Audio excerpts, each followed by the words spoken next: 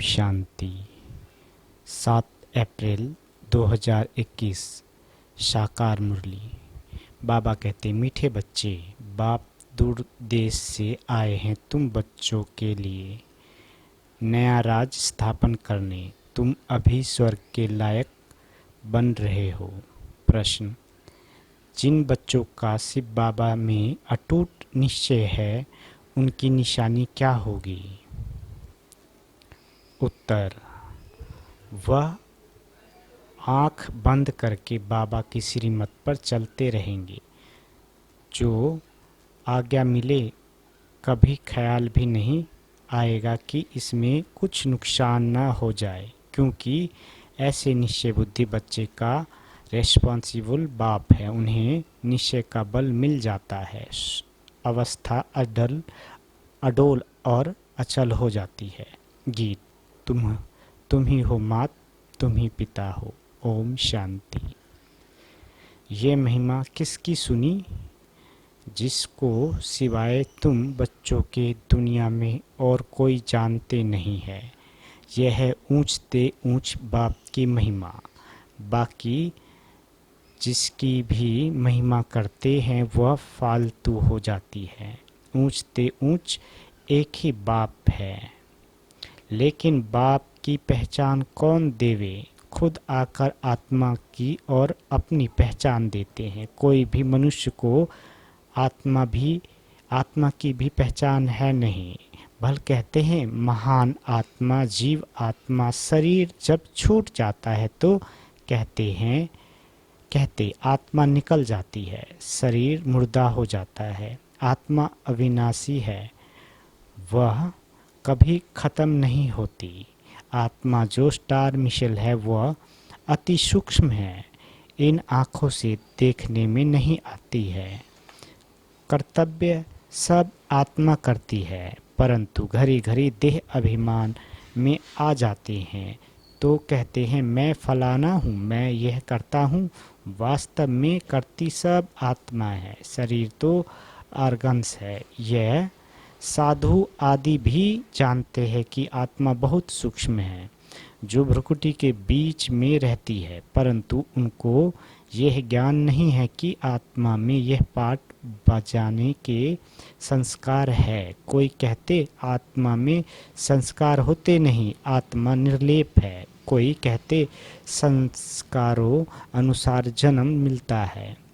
मतभेद बहुत है। यह भी किसी को पता नहीं कि कौन सी आत्माएं 84 जन्म लेती है। तुम जानते हो कि सूर्यवंशियों को ही 84 का चक्र लगाना पड़ता है।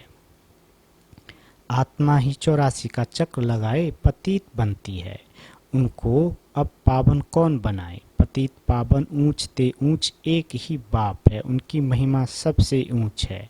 84 जन्म सब तो नहीं लेते, पीछे आने वाले तो 84 जन्म ले ना सके। सब इकट्ठे तो नहीं आते हैं। जो पहले पहले सतयुग में आएंगे सूर्यवंशी राजे और प्रजा, उन्हों के 84 जन्म होते हैं। पीछे तो मनुष्य की बहुत वृद्धि होती है ना। फिर कोई के 83, कोई के 80 जन्म होते हैं। वहाँ सतयुग में तो पूरी 150 वर्ष आयु होती है। कोई जल्दी मर न सके, यह बातें बाप ही बैठ समझाते हैं। अब कोई परम पिता परमात्मा को नहीं जानते हैं। बाप कहते हैं कि जैसे तुम्हारी आत्मा है वैसे मेरी भी आत्मा है। तुम सिर्फ जन्म मरण में आते हो, मैं नहीं आता हूँ। मुझे बुलाते भी तब हैं जब पतित बनते हैं, जब बहुत दुखी हो जाते हैं तब बुलाते हैं। इस समय तुम बच्चों को शिव बाबा पढ़ा रहे हैं। बाबा कहते, कोई पूछते कि ये कैसे माने कि परमात्मा आते हैं, तो उन्हों को समझाना है कि सब पुकारते हैं हे पतित पावन आओ। अब वह है निराकार, उनको अपना शरीर नहीं है, आना भी है पतित दुनिया में, पावन दुनिया में तो नहीं आएंगे। ऐसे समझाना चाहिए। ये भी समझाना है कि परमात्मा इतना छोटा है जैसे आत्मा छोटी है, परंतु वह है मनुष्य सृष्टि का बीज रूप। नॉलेजफुल बाप कहते हैं कि तुम बच्चे, तुम मुझे परम पिता परमात्मा कहते हो, पुकारते हो तो जरूर आएंगे ना। गाया भी है कि दूर देश का रहने वाला आया देश पराए। अभी बाप द्वारा मालूम पड़ा है कि अभी हम पराए देश अर्थात रावण के देश में हैं। सतयुग त्रेता में हम ईश्वरीय देश अर्थात अपने देश में थे, फिर द्वापर से लेकर हम पराए देश पराए राज्य में आ जाते हैं, वाम मार्ग में आ जाते हैं, फिर भक्ति शुरू हो जाती है। पहले पहले शिव बाबा की भक्ति करने लग जाते हैं। वे लोग शिव का इतना बड़ा लिंग बनाते हैं, परंतु इतना बड़ा तो वह है नहीं। अभी तुमने समझा है कि आत्मा और परमात्मा में क्या फर्क है। वह नॉलेजफुल सदा पावन सुख का सागर आनंद का सागर है। यह परम आत्मा की महिमा है ना। अब बुलाते हैं कि हे पतित पावन आओ। वह है परम पिता जो कल्प कल्प आते हैं। दूर देश के रहने वाले मुसाफिर को बुलाते हैं, उनकी महिमा गाते हैं। ब्रह्मा सरस्वती को तो बुलाते नहीं हैं, पुकारते हैं निराकार परमात्मा को।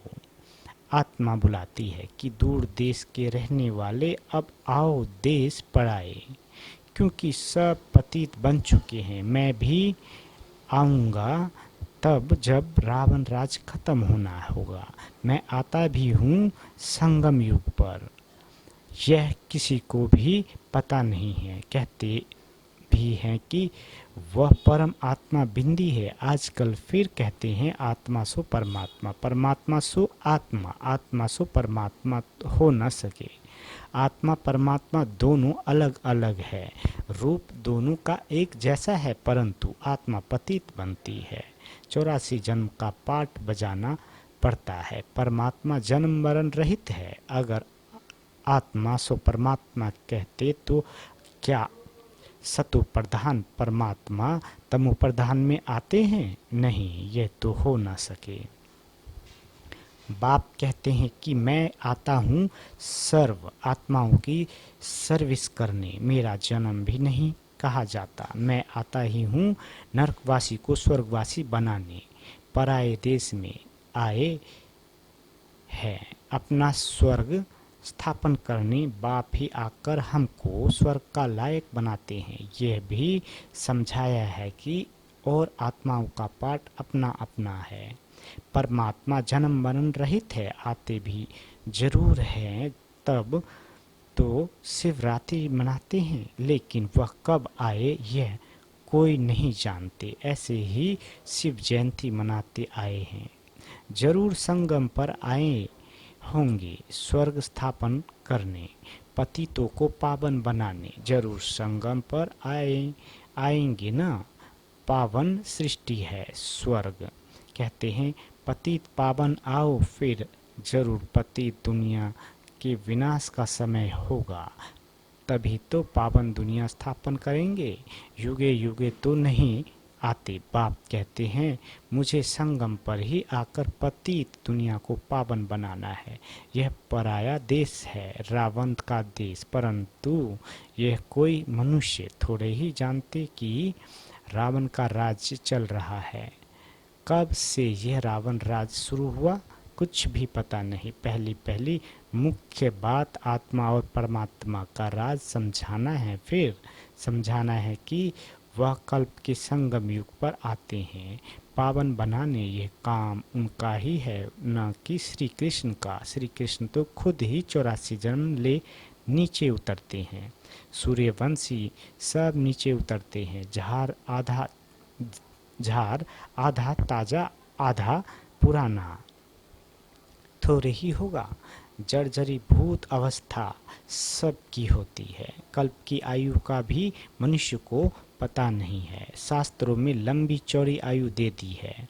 यह बाप ही बैठ समझाते हैं, इसमें और प्रश्न उठ न सके। रचता बाप सब ही सच ही बोलते हैं। हम इतने पीके हैं, सब मानते हैं तो जरूर है, तब तो मानते हैं। आगे चल जब निश्चय होगा तो समझ में भी आ जाएगा। पहले पहले मनुष्य को यह समझाना है कि परमपिता परमात्मा निराकार दूर देश से आए हैं, परंतु किस शरीर में आए, सूक्ष्म वतन में आकर क्या करेंगे, जरूर यहाँ आना पड़े। प्रजापिता ब्रह्मा भी यहाँ चाहिए। ब्रह्मा कौन है, यह भी बाप बैठ समझाते हैं। जिसमें प्रवेश किया है वह अपने जन्म को नहीं जानते थे, तो बच्चे भी नहीं जानते थे।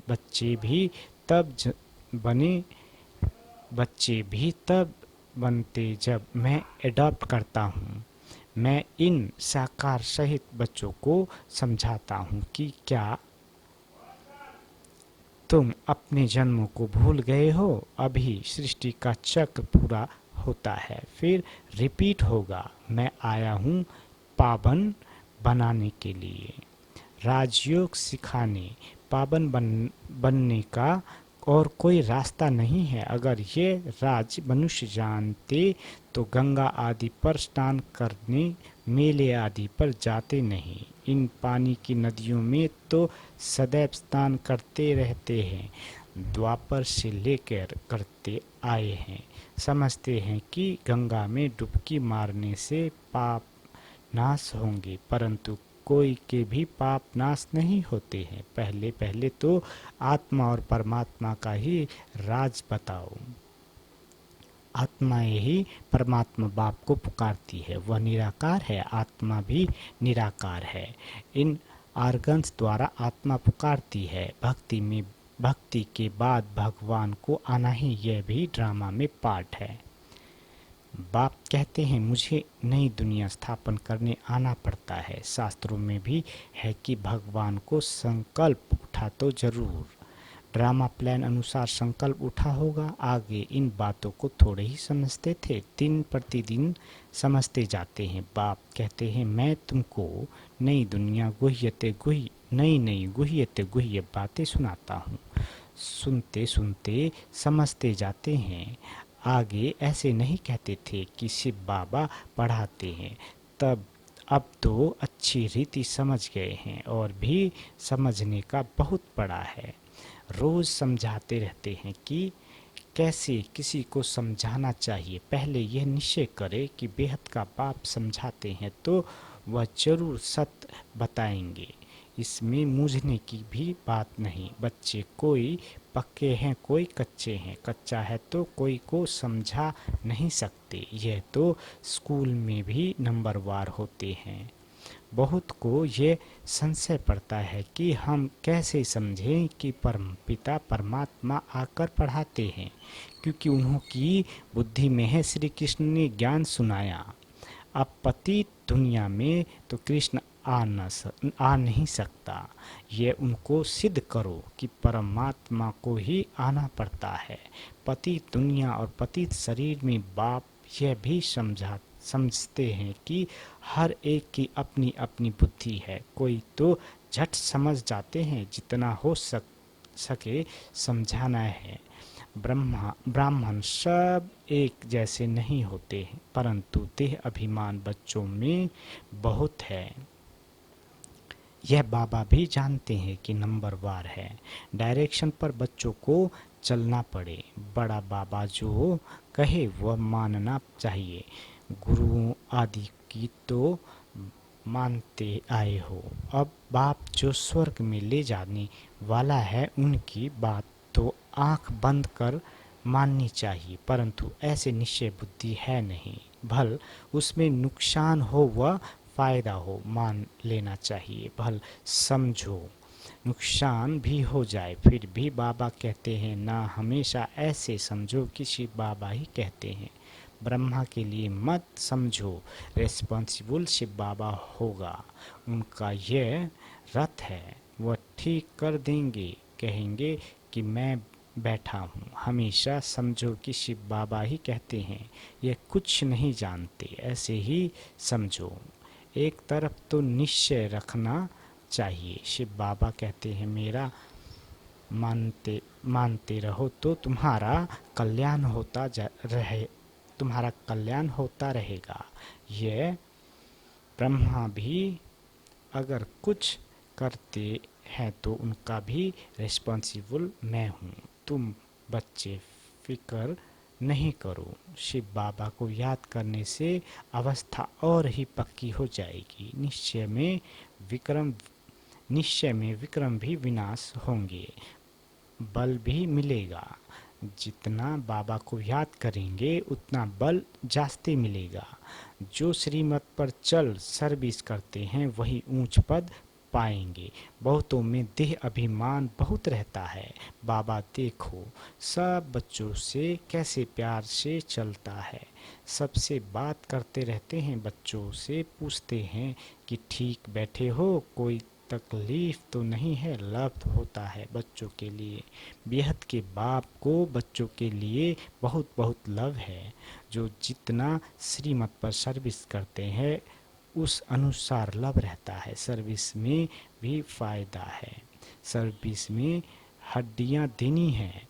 कोई भी काम करते रहेंगे तो वह फिर दिल पर भी रहते हैं कि यह बच्चा फर्स्ट क्लास है, परंतु चलते चलते किसी पर ग्रहचारी भी बैठती है। माया का सामना होता है ना, ग्रहचारी के कारण फिर ज्ञान उठा नहीं सकते। कई तो फिर कर्मना सेवा अथक होकर करते हैं। बाबा कहते तुम्हारा काम है सबको सुख धाम का मालिक बनाना, किसी को दुख नहीं देना। ज्ञान नहीं है तो फिर बहुत दुख हो देते हैं। फिर कितना भी समझाओ तो समझते नहीं। पहले पहले समझानी देनी है आत्मा और परमात्मा की। कैसे आत्मा में 84 जन्मों का पाठ भरा हुआ है, वो अविनाशी पाठ है, कभी बदलने का नहीं है। ड्रामा में नूंद हुआ है, यह निश्चय वाला कभी हिलेगा नहीं। बहुत हिल जाते हैं पिछाड़ी में, जब बभोर को आग लगेगी तब अचल बन जाएंगे। अभी तो बहुत युक्ति से समझाना है। अच्छे अच्छे बच्चे तो सर्विस पर रहते हैं, दिल पर चढ़े रहते हैं, बहुत तीखे जाते रहते हैं, बहुत मेहनत करते हैं। उन्हों को सर्विस का बहुत शौक रहता है। जिसमें जो गुण हैं वो बाबा वर्णन करते हैं। अच्छा, मीठे मीठे स्किल दे बच्चों प्रति माता पिता बाप दादा का याद प्यार और गुड मॉर्निंग। रूहानी बाप की रूहानी बच्चों को नमस्ते। हम रूहानी बच्चों की रूहानी माता पिता बाप दादा को याद प्यार गुड मॉर्निंग और नमस्ते। मीठे बाबा नमस्ते। धारणा के लिए मुख्य सार।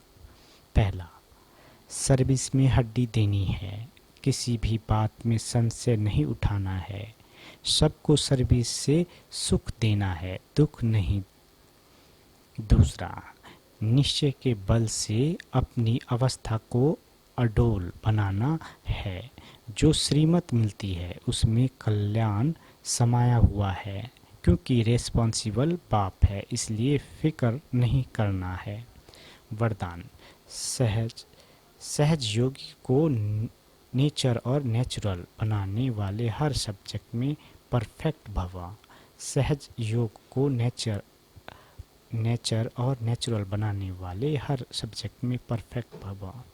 जैसे बाप के बच्चे हो, इसमें और कोई परसेंटेज नहीं है। ऐसे निरंतर सहज योगी व योगी बनने की स्टेज में अब परसेंटेज ख़त्म होनी चाहिए, नेचुरल और नेचर हो जानी चाहिए। जैसे कोई की विशेष नेचर होती है, उस नेचर के वश न चाहते भी चलते रहते हैं, ऐसे यह भी नेचर बन जाए। क्या करूं, कैसे योग लगाऊं, यह बातें ख़त्म हो जाए तो हर सब्जेक्ट में परफेक्ट बन जाएंगे। परफेक्ट अर्थात इफेक्ट और डिफेक्ट से पढ़े। स्लोगन, सहन करना है तो खुशी से करो, मजबूरी से नहीं। सहन करना है तो खुशी से करो, मजबूरी से नहीं। अच्छा, ओम शांति।